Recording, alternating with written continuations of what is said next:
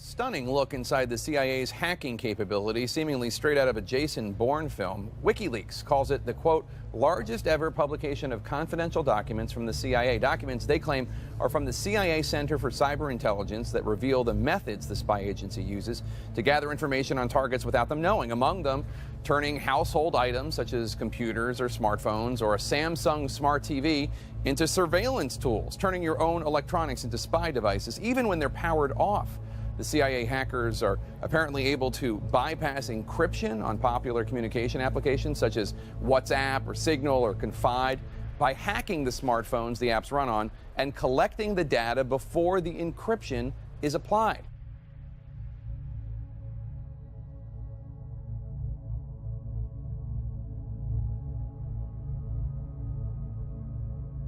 But at night, it lights up really nice. Jose Lugo says these tall metal towers quickly popped up after Brooklyn Battery Tunnel toll booths came down. We don't really know what's the purpose of this. It's a $100 million MTA project full of secrecy, with 18 of these for the tunnels and bridges. So what are they exactly? Are you saying you can't comment to me? That's the MTA's man in charge of bridges and tunnels, Cedric Fulton, dodging our questions. Not even later can we talk to you about it, or can I make an appointment?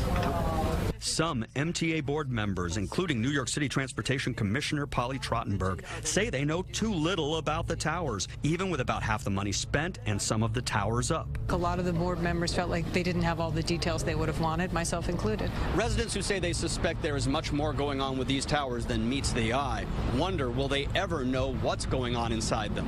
I'm going to guess it's probably not just a decoration. It's a bit mind-boggling that the MTA is approving $100 million for what appears to us to be big decorative pylons. John Caney is leader of the watchdog group Reinvent Albany. What we're asking for is transparency from the MTA. We demanded answers from MTA Chairman Joe Loda. Some of your own board members say they don't know the specifics. The base of these new pieces that are going up include whatever fiber optics are necessary for those Homeland Security items. In other words, anti-terror technology. Could it one day include facial recognition? We don't know. He won't say. I'm not at liberty to discuss that. So watch as more of these expensive towers rise, with mystery tucked away inside them. Some of the CIA's most sophisticated and effective spying tools apparently pried open tonight with the help of WikiLeaks. The anti-secrecy group says it's obtained thousands of files, hundreds of millions of lines of code from the CIA's massive hacking operation. WikiLeaks says the documents show the CIA's team of hackers have developed malware to be able to hack into almost any device people use and can remotely control iPhones, iPads, Android devices, taking video from their cameras, listening with their microphones. WikiLeaks says there's one CIA hacking operation called Weeping Angel that can even tap into an enemy's Samsung smart TV. They can turn my TV into a spying device? What happens when I turn it off?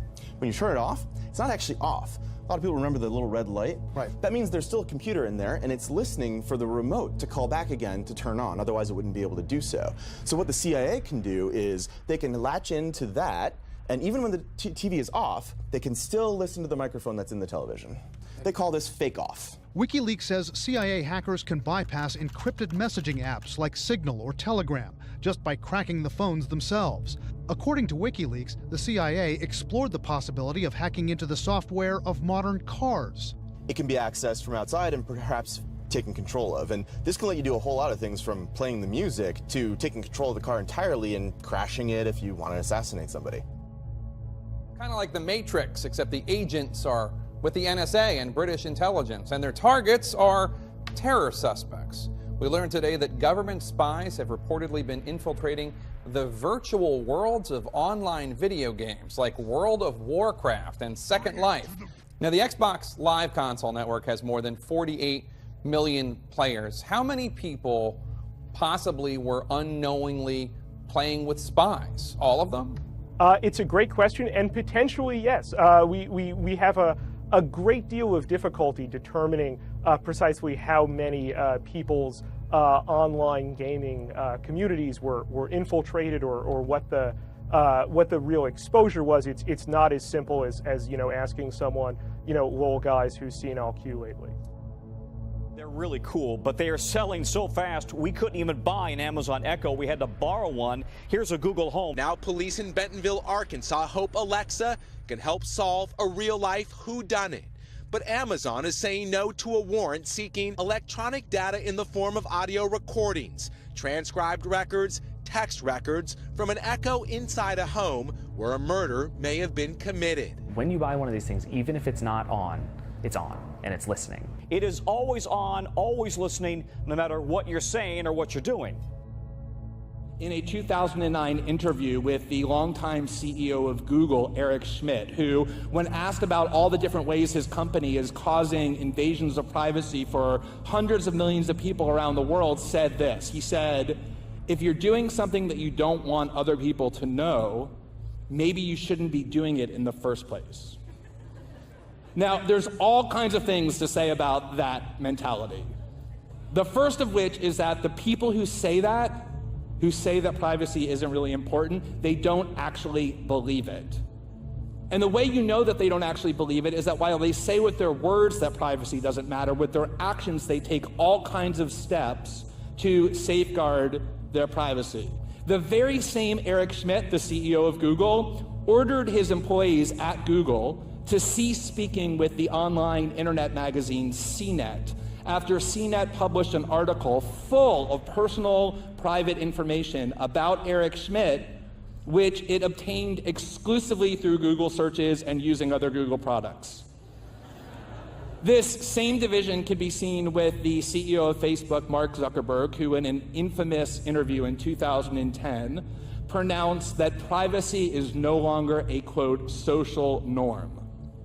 Last year, Mark Zuckerberg and his new wife purchased not only their own house, but also all 4 adjacent houses in Palo Alto for a total of $30 million in order to ensure that they enjoyed a zone of privacy that prevented other people from monitoring what they do in their personal lives. So, before we move off this privacy thing, and can you explain what this instant personalization thing was that you did and why you did it and what's the value of it to your users? Maybe I should take off the hoodie. Take off the hoodie. Go ahead. You want to? Are you hot? Go ahead. Here. Can you get someone? You all right?